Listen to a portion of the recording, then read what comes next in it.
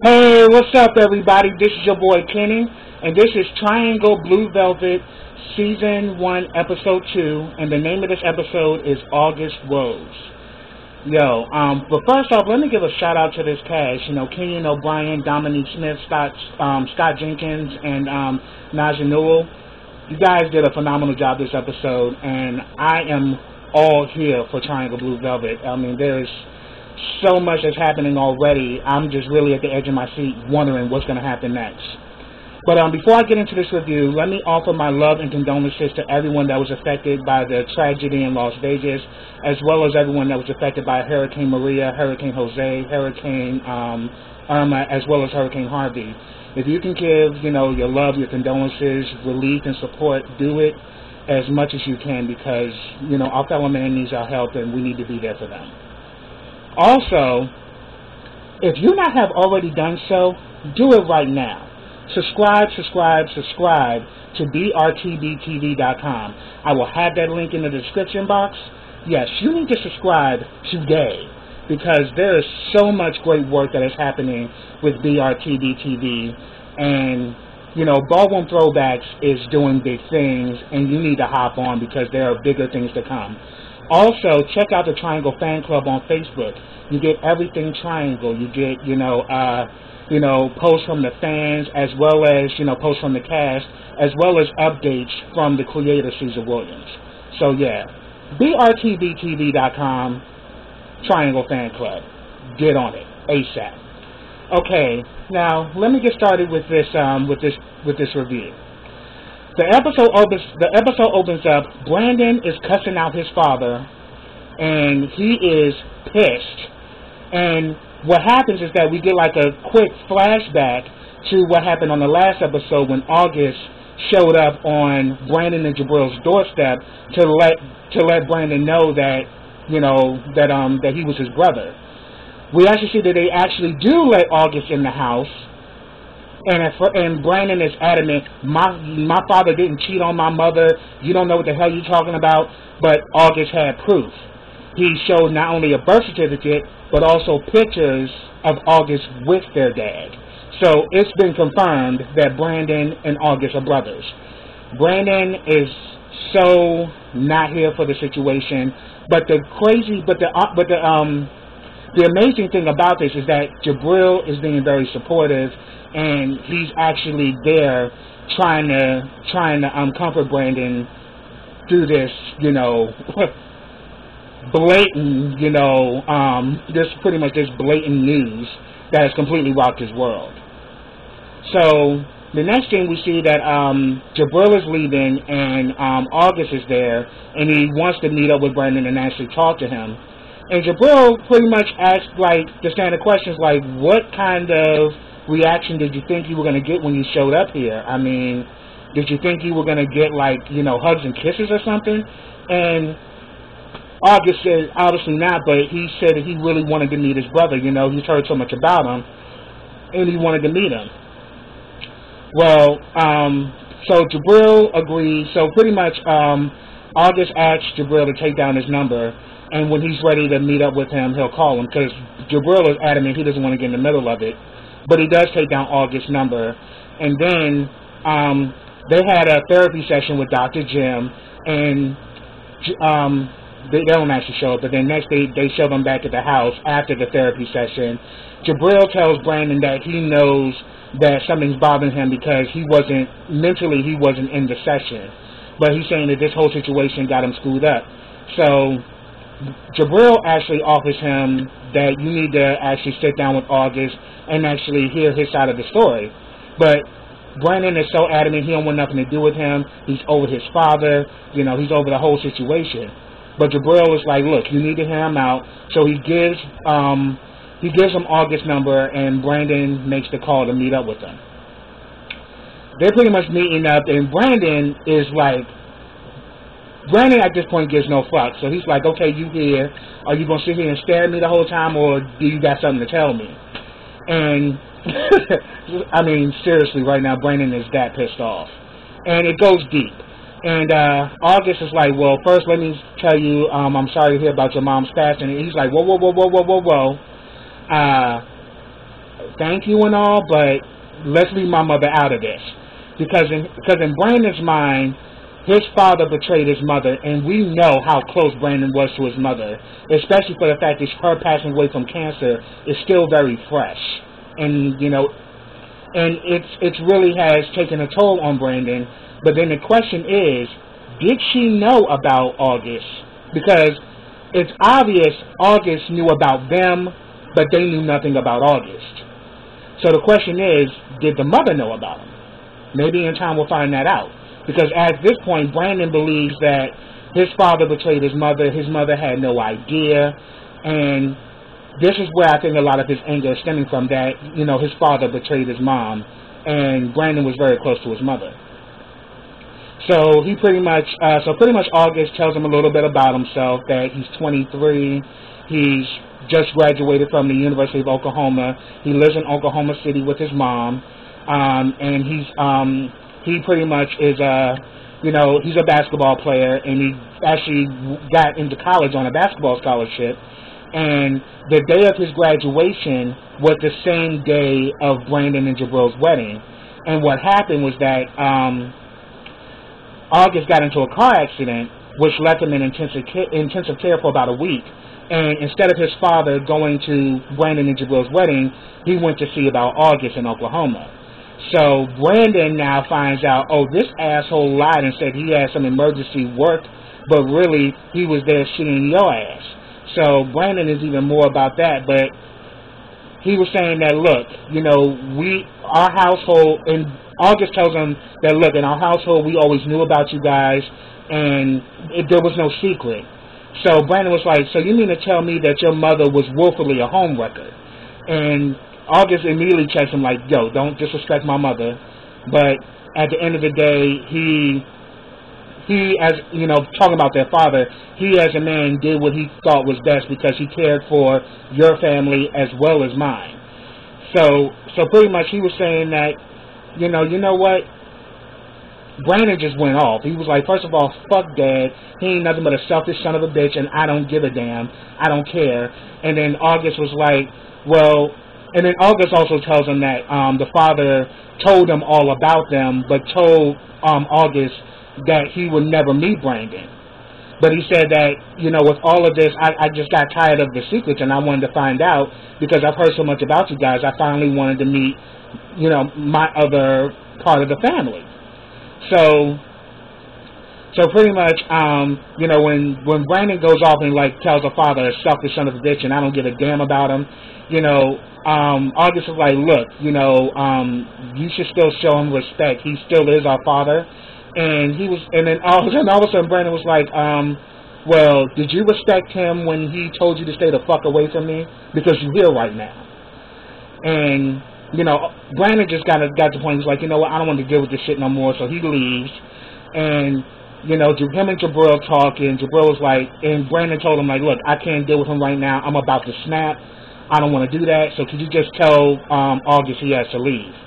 So we see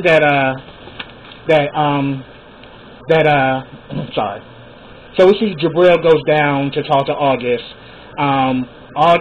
We actually see that August is getting chewed out by his mom because his mother didn't even know that he was coming to Easton to meet Brandon. So both the mother and the father are upset with August. And he tells Jabril that, man, everybody's mad at me. I just wanted to find out.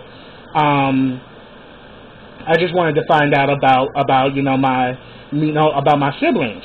And Jabril was like, so you mean to tell me no one knew you were coming? And he said that no, because I knew if I would have said something, my mother would have stopped me. So I didn't tell anybody. I just came out here. Well, and then Jabril was like, well, and then August was like, so let me guess, Brandon don't want to talk to me no more, right?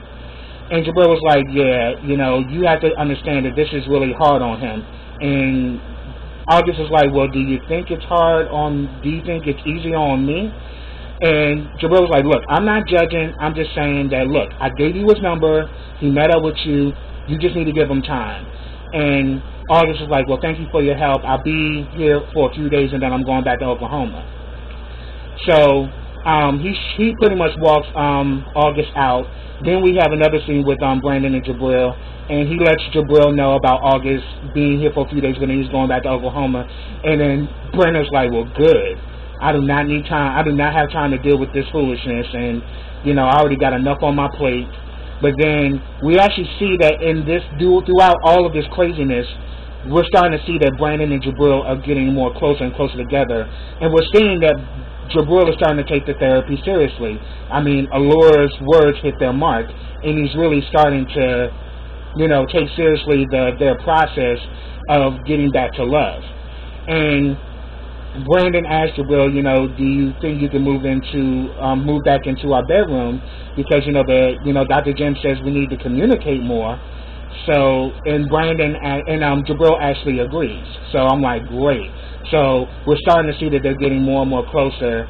And throughout this whole situation, Jabril has been right by Brandon's side.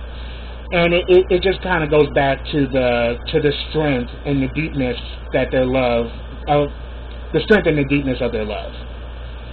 Alright, then we get a scene where Jabril wants to help Brandon get some clarity to the situation.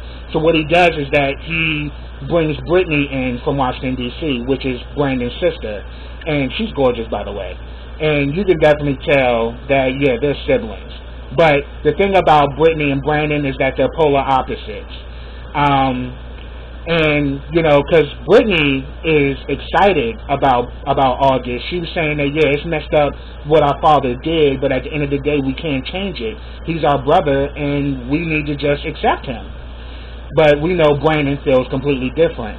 But Jabril lets Brittany know, do not tell Brandon that I'm the one who brought you here, but I think you being here may actually help him to sort out his emotions due to the situation with August. So we see that Brittany, Jabril brings Brittany to the house, and she immediately tells Brandon, so where's the bastard? And and Brandon's like, I don't know and I don't care. Well, she's like, well, you need to care and call him because we need to meet up with him. And then Brandon's like, well, I don't have his number. Jabril does. And Jabril's like, give me a second. I just text you. You now have his number. Take care, everybody. I thought that was cute. Like, Jabril definitely did his thing in this episode, so I was definitely team Jabril throughout this whole episode. Based on the fact that he really wants to help Brandon, get through this situation. So we next get a scene with Brittany, Brandon, and August, and it was cool seeing all three of them together. Like, it is so evident that they're family, and that they're definitely siblings. But immediately when August saw Brittany, he immediately hugged her. They were like kindred spirits. Like, they immediately clicked, and they both are into basketball, just like their dad. And both of them were all state in high school. But then, August lets Brandon know about, oh yeah, I definitely know about you playing football, and he's like, well, that's past tense. And we definitely know that's a sensitive subject for Brandon, because we remember in the episode of the Bliss episode, he told Jabril that his football coach had sexually molested him. So I think that was pretty much the end of sports when it came to Brandon. But then he says that, but I definitely know about your barbershop competitions and your hair shows, so I know all about you guys. Which is also another reason why I think Brandon is so pissed. August knows everything about them, and they know nothing about August. So the advantages here are kind of, unbalanced, which is another reason why Brandon is upset. And Brandon just gets to the point where he just can't take it anymore, and he leaves. Him and Brittany were supposed to go to dinner afterwards, but he just left because he just couldn't take it anymore. Because Brittany was like, look, there's nothing we can do about it. He's our brother. Yeah, what our father did was wrong, but at the end of the day, he's our brother. Why are you mad at him? But Brandon is just mad at this situation because because I think when he looks at August, he is reminded that his father betrayed his mother. So since his mom's death is still fresh, and the fact that he was very close to his mother, he can't deal with August at this time. And I just think, like, you know, in all honesty, he just needs time to process it all. But Brittany and August actually hit it off, and she actually goes with him to his hotel, to the bar, so they can actually drink and catch up more. Then we get a scene with Brittany and Brandon. She has finally come back after hanging out with August, and she lets Brandon know that me and August hit it off, and I'm bringing him. He's coming back to DC with me. And he was like, that fool ain't coming up in my house. And she was like, no, correction, our house, and he's coming as my guest. So he's coming. And then Brittany asks Jabril, Brittany asks Brandon, where is Jabril? And he said that he's up in New York handling things with his mother. And she was like, okay, is it the black one or the white one? I was so done when she asked that. Because she said that, look, you told me all about it, but it's confusing. Which one? And Brandon tells her Mrs. Davenport. So he's like, oh, the white one. Okay. So they kind of had like a moment. And then, like, she kind of got comfortable in the bed. And she was like, you ain't sleeping up in here, girl. I got a guest room down there, made up for you. That's where you sleeping. And she's like, oh, okay. So in case your husband comes back home, I don't want to cock block nothing. I already like Brittany. Brittany's a sweetheart. And I definitely see that I definitely see both sides of the spectrum when it comes to both Brittany's reaction to August as well as Brandon's reaction to August. And because we even saw that Brittany explained to August that, you know, Brandon was a mama's boy. He was very close to our mother. And right now he's seeing this whole situation as a betrayal to mom, which is why he's so angry. Then after that, we see that Brandon and Jabril are at a park. And while they're there talking, Jabril pretty much kind of reminds him that, look, you were the one who told me not to give up on Jarrell, so in turn, I'm telling you, you need to give this a shot. Maybe not right now, because right now, Brandon is not trying to hear it. But then Jabril is like, look, maybe not right now, but you need to give it time, and maybe things will work out for the better, because think about me and Jarrell. When me and Jarrell first started, it was rocky, but then after time, things got better, and I saw Jarrell for who he was, not judging him based off of my parents' sins. So he's kind of letting Brandon know that, look, you have to see August for who August is, and not judge him based off of what your father did. But I thought that was real good. But Brandon right now is the emotions are still fresh, as I said. But then Brandon's like, do you know why I brought you here? Do you remember this place? And this is the place where they celebrated their 2-year anniversary. So we actually get a flashback of them on their 2-year anniversary. Jabril gives Brandon like this cupcake or muffin, with 2 candles on it, and they really talk about how much they love each other. And Jabril lets him know that, look, you loved me when I didn't have anything, and no one has ever loved me like that, and you actually helped me get back to the core of who I am. So Brandon pretty much offers at this time for Jabril to move in with him, because since he's going back and forth with traveling and also checking on his mom, he wants someone to be at home, looking after the house while he's gone, but also because he wants to take that relationship to the next level. So this is where everything began. Jabril moves in with Brandon.